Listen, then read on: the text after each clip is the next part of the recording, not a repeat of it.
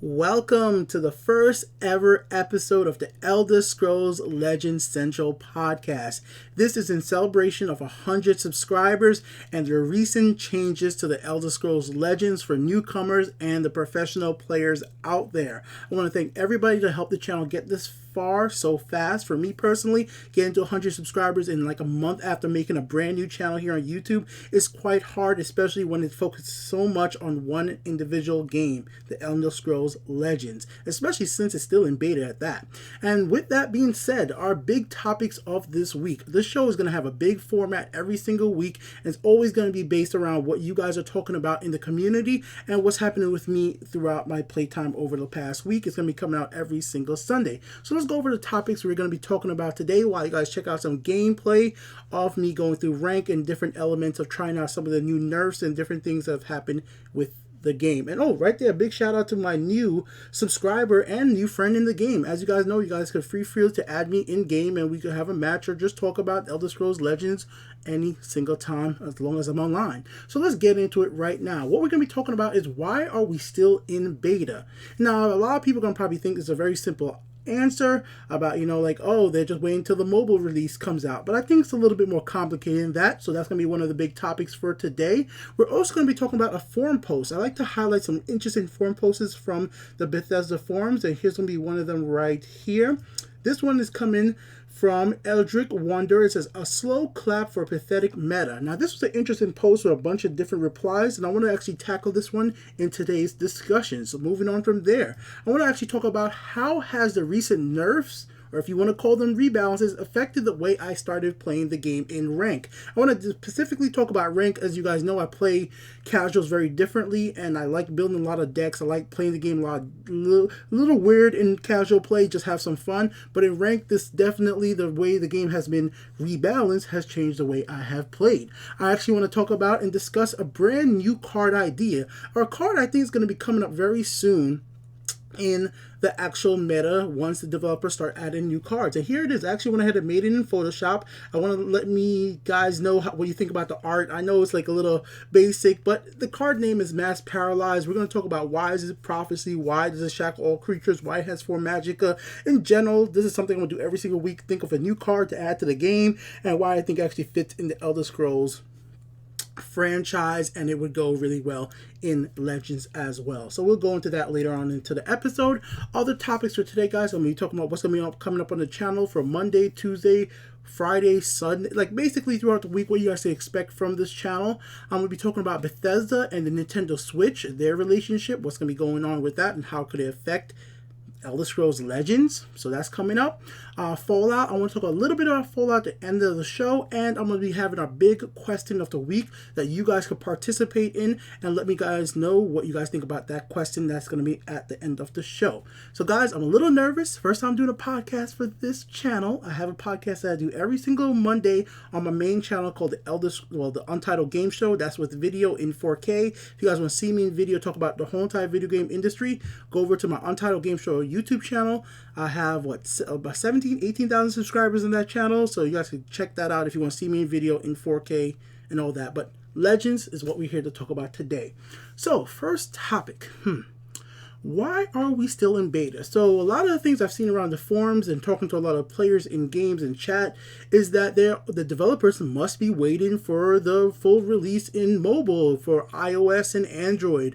And that is something I believed for a long time. But recently, some other gamers have brought to my light a lot of the bugs that this game has that I really haven't paid that much attention to or just didn't notice. Like the bug that recently just got fixed is the moment of clarity bug, where if you went to the top left hand corner and hovered your mouse over where you could see moment of clarity activated, you could see which 3 cards your opponent could pick from. The same thing happened as well with Blood Magic Lord. So you could see which cards Blood Magic Lord actually got when he actually attacked and destroyed a monster. And that gives away a lot of abilities for you to play against your opponent's strategy. Now, this is something I didn't know about till just literally a few weeks ago because I didn't think it was supposed to be in the game. But that bug has been in there for months. And that's the type of thing that I think the developer still has to deal with. And on top of that, there's still stuff with tutorial that I don't think the developer has still made it very clear for newcomers to understand. For about the first month of me playing this game, you guys all know the card Bone Bow. So Bone Bow has a 2-cost card that when you equip it to a monster, it gives them 1 attack, and it makes you cancel another silence another monster. So when you do that, one of the things you could do, you could just cancel the silencing ability. But let's say you get Bone Blow from a card like Forge. It's a 7-cost item, support card. Sorry about that, guys. A little nervous, like I said. 7-cost action. And if you play a monster, one of the cards you might get from Forge is Bone Bow. If your opponent has no monsters on the field and you get Bone Blow, when I first started playing the game, I thought I had to silence a monster. So I would usually silence one of my own creatures that I didn't think I really needed as effect. But there's a little circle red mark that allows you to actually negate the ability to silence the silence effect. Now, this is something I just never noticed in the game, never told you in any of the tutorials, and it wasn't something I really noticed about the game until I just had to finally realize that my opponents were summoning monsters without using like their effects, and just like, I'm like, how are they doing that? How are they not activating Bone Blow?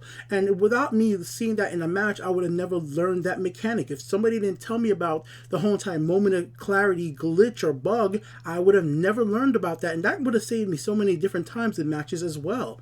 So there are still bugs in this game. There's still a bunch of little tiny tutorial type things I think they need to actually teach newcomers, because that's why I have my tutorial series here on YouTube, guys. Go check in my playlists. I have everything you guys need to know about the attributes, guards, all the different prophecy systems.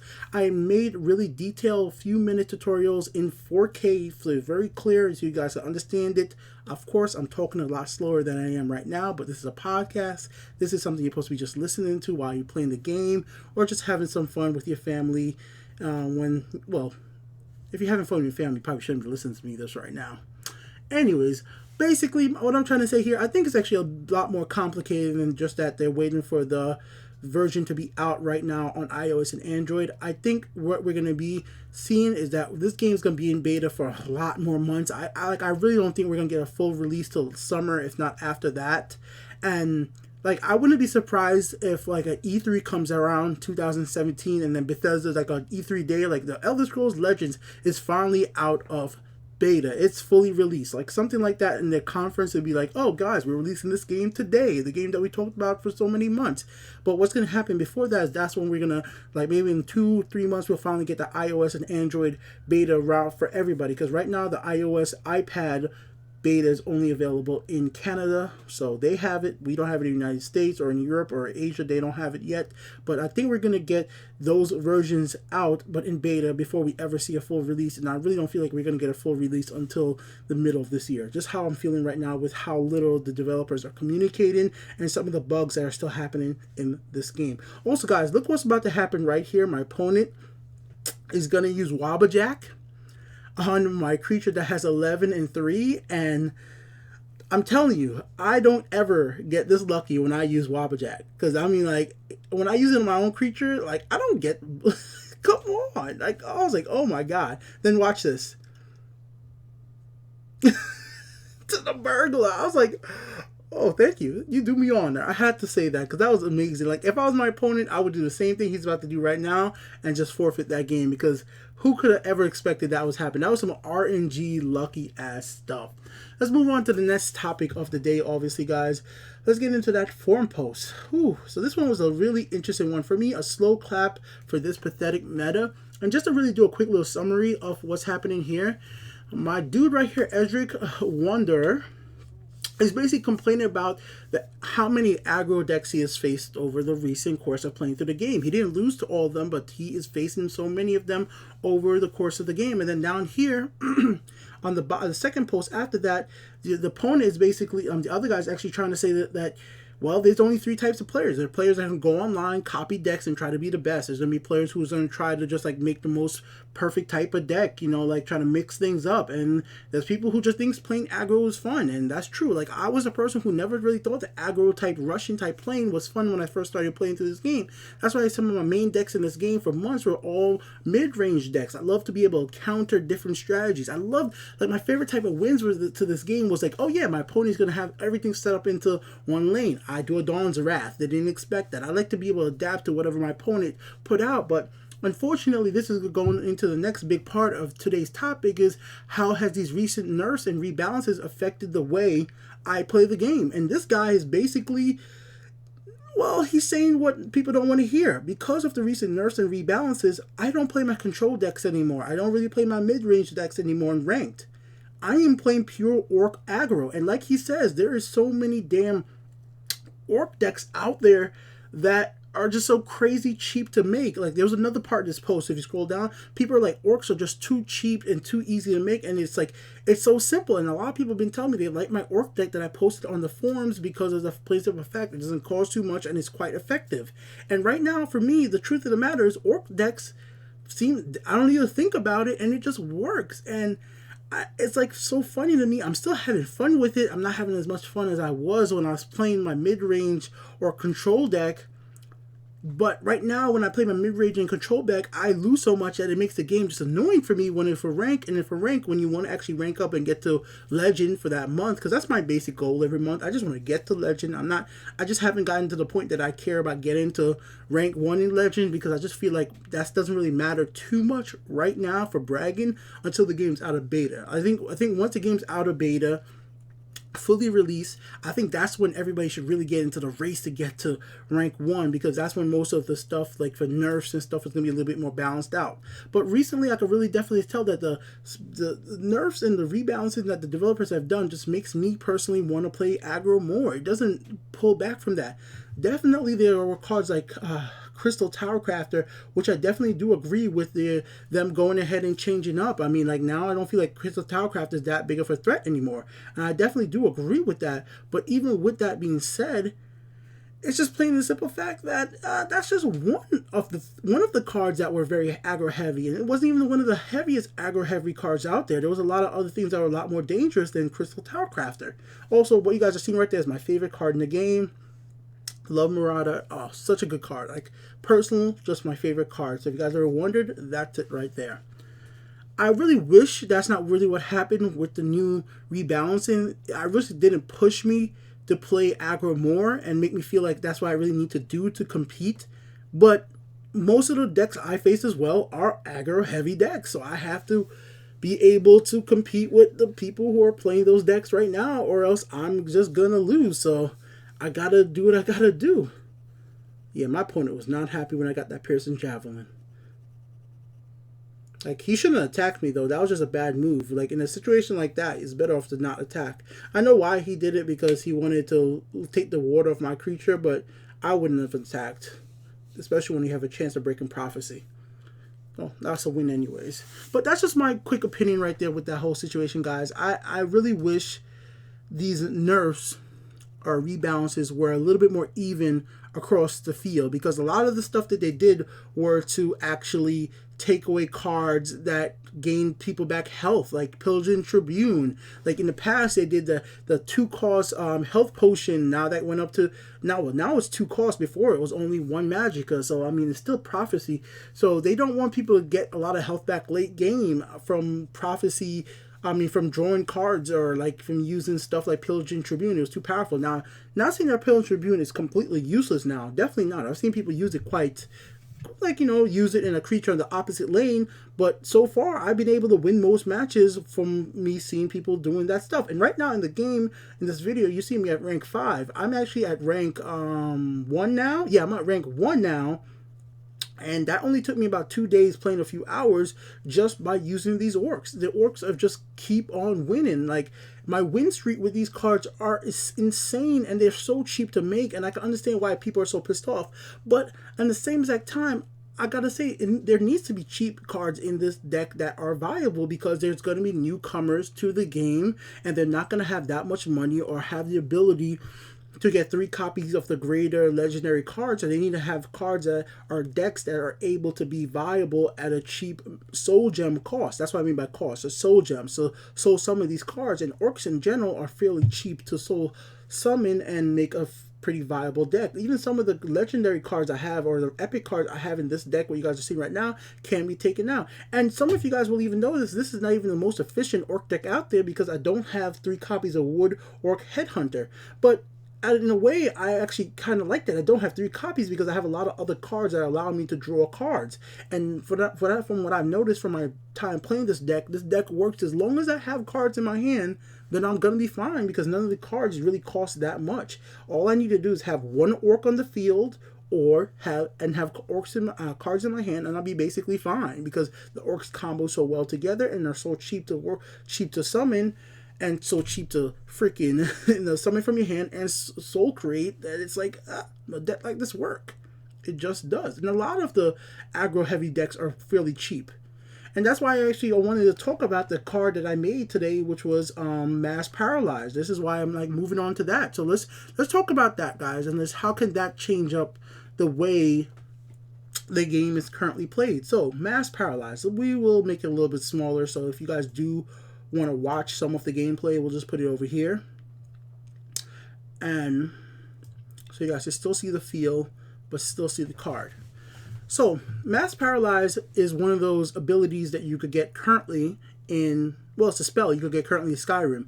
In fact, I would say it's my favorite one. Like, I love this one. I love the paralyzed abilities. Like, when I went back and played Skyrim Special Edition, I was going so heavily on being able to paralyze my opponents and then just kill them slowly, because I don't know, that was just really fun to me.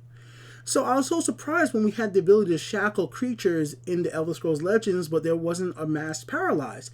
And I thought, like, it's not that they don't want to have that card, because in agility, because there is, well, those snakes in agility that shackle all creatures in one lane. And there's Winter's Grasp in intelligence that shackle all the enemy creatures in both lanes. But there's no card currently that shackles all creatures on both sides of the field. So this is where I was thinking Mass Paralyze kind of fits that bill. But I don't want to have it so that it's such a card that it's going to break the way the game is played instantly. Because if this card played out and like it shackles only the enemy's creatures at a 4 cost, this could really change the way the game is played, especially for agility type cards. So I figured it shackles all creatures, but there has to be a risk and reward. By giving it prophecy, this will be a prophecy card that would be kind of risky.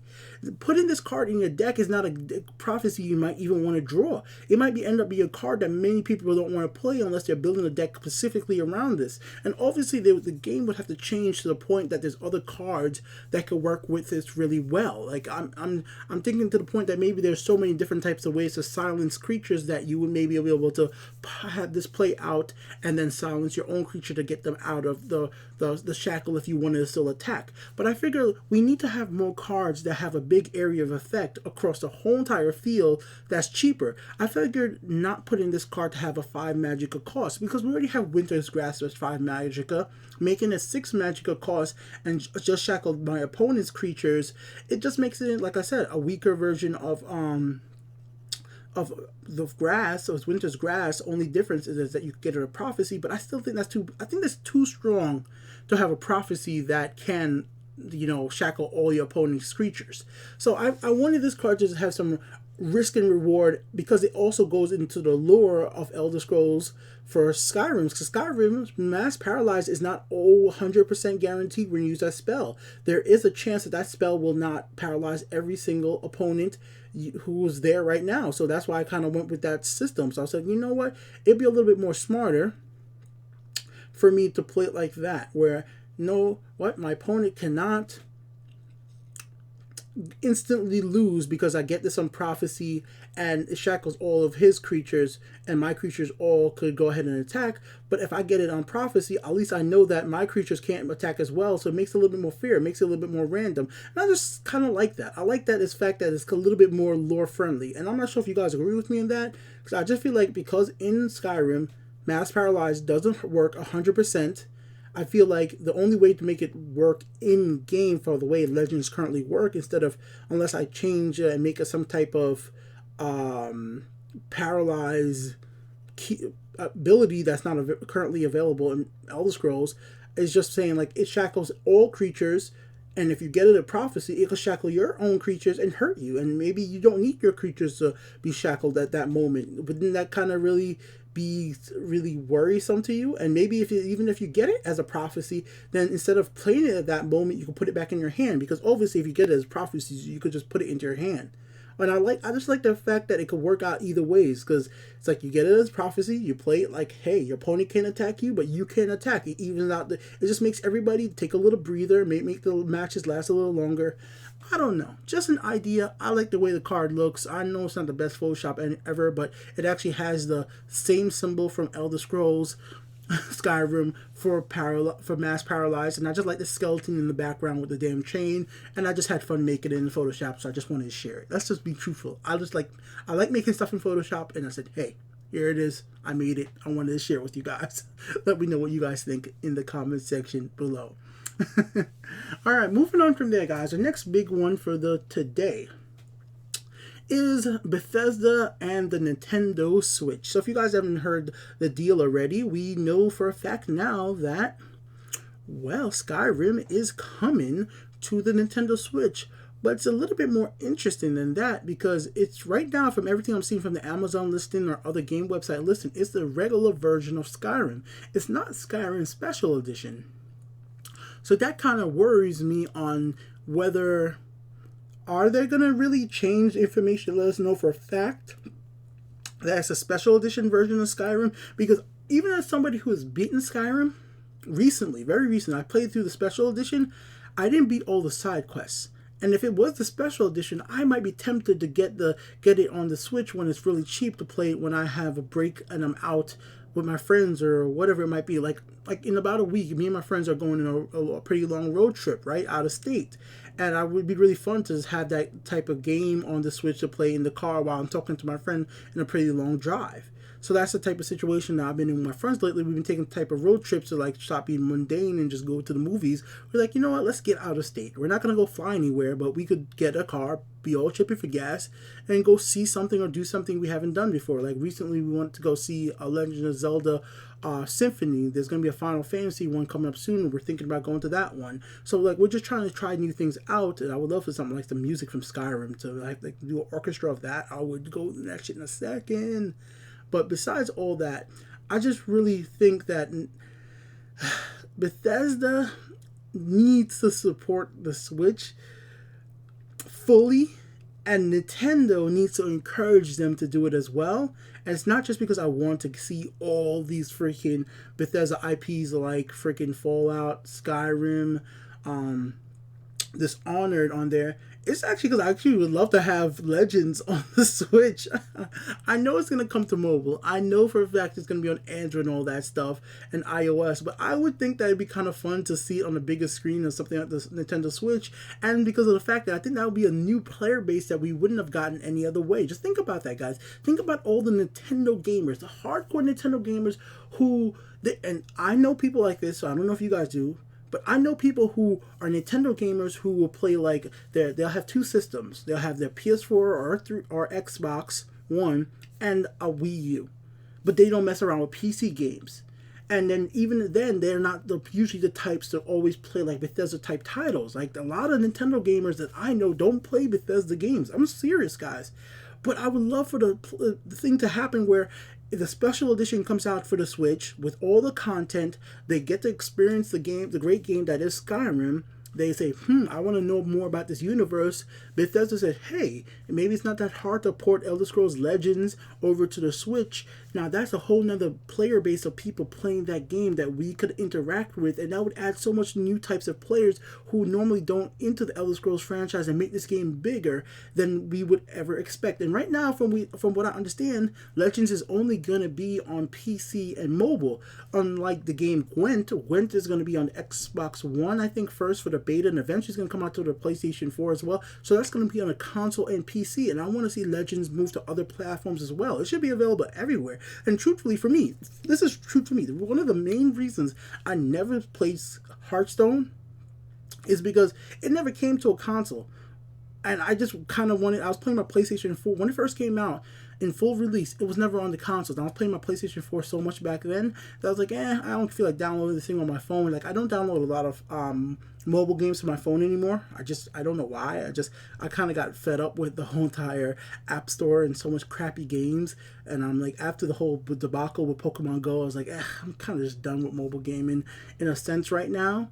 So I was just like, been like, and then on PC, I was like, I want to do it. And I'm not that attached to those characters from the Blizzard games. Like, I never played World of Warcraft, never had a subscription to that stuff. The only Blizzard game that I got really into recently was Diablo 3. Like, Diablo 3, somehow that thing connected with me. And that's because the first time I ever played a Diablo game was on a console. And I know there's going to be other gamers out there who are just like me, who have never played some Elder Scrolls games. And they see this new Legends and they see Skyrim available on the Nintendo platform. They're like, let me try this out, especially as it's a free download. So just my opinions there, guys. I hope Bethesda really supports the Switch to the point that eventually, let's hope, just because it would help this player base as well, that Elder Scrolls Legends comes to the Nintendo Switch. Let me know your opinions in the comment section below. Alright guys, so that was a big part of the show right now. Now we're going to start wrapping things up by talking about what's coming up on the channel and my question of the week. So what's going to be happening with the channel over the next few weeks? I'm trying to be a little bit more consistent on these uploads. On Mondays, you guys are going to get my random deck challenge, which I personally think is the funnest video I've ever uploaded about the Elder Scrolls Legends on my YouTube channel. It's a video where I basically make a deck via random number generator. So a random number generator generates a deck for me, and I have to go online and win matches with that deck. I'm gonna make another video of that every single Monday, and you guys can do the same exact thing and see if you guys can have fun and win decks with random number generated decks. After that, on Tuesday, we're gonna be getting deck builds. You guys seem to like the deck builds I've been doing over the last few weeks. Those are my most popular videos, so more of that. On Thursday, we're going to skip Wednesday because I don't know what to upload on Wednesday yet. We're going to do card reviews. So card reviews are coming back. On Fridays, I'm going to try to live stream on the nights on Fridays. I'm hoping I could do that, guys. I'm sorry I haven't live streaming much these days, but the truth be told, guys, is just I think when I live stream, I'm boring. I really don't feel like I never understood why people watch me when I live stream it. I always feel like I'm just one of the most boring live streamers ever, but people always watch. So I'm gonna try to come back because people have literally send me messages on YouTube like, when are you gonna live stream again? I'm like, isn't my live stream boring? I don't put a bunch of words up on the screen. I don't like promote my channel. I think I'm a boring streamer, but people have asked for it again, so I'll do it. And on Sundays is going to be this podcast. Definitely is going to affect it as well as what you guys think about this overall. And besides that, guys, my question of the week is, have you recommended Elder Scrolls Legends to any of your friends and family? The reason I bring this up, ladies and gentlemen, is because of the fact that let's just play a little bit of something else just while we waste some time. I have recommended Elder Scrolls Legends to a bunch of friends and a bunch of families. Some of them have been on Macs, and the game's not available on Mac yet. So hopefully, down the line, if Direwolf or Bethesda is listening, there are people out there who use Macintosh who want to play this game but can't because it's not available on that platform. So please get it out there. I have friends who are into the Elder Scrolls franchise and family who have recommended this too, and they see me like I have a nephew who sometimes sees me play this game and is like, I know that character from Skyrim. Oh yeah, that. It's like, oh, so when is this coming out on the phones or something? I'm like, not yet, because he doesn't have a PC. Like I said, this dude likes his Skyrim types games, but he's only played on the console. So like, it's just really weird. Not everybody is a PC gamer, and not everybody wants to have it on mobile either. Not everybody wants to have it on freaking PC or mobile or console. They want to have it on Macintosh, the Apple computer. So this game just feels like something where they need to put it everywhere possible to get more player base and get it. Because, hey, guys, I've been talking about this for a long time. Over the last few months, I've been seeing the same names in rank. Rank specifically, not casual. I've been noticing them damn names over and over in rank play. It's kind of like it's kind of discouraging in a way. I'm just saying. So let me know, guys. I just want to know in general, have you guys recommended this game to any family members, any friends, and what have they thought about the game? And last but not least, before we get out of here today, guys, I want to know what you guys think about Fallout gameplay coming to this channel. Now, the reason why I wanted to bring that up is because I have been going back and playing through Fallout 4 extremely modded. Like, extremely modded. Some adult only, or like, not the most regular, my normal channel friendly Fallout mods out there. So very adult mod stuff, but I wouldn't mind throwing it up on this channel because I'm obviously not making money off of this channel. I'm doing this because I love Elder Scrolls Legends and I like some of the Bethesda games I play. You guys see in the background, I got the Fallout Pip-Boy. I'm a big fan of Fallout.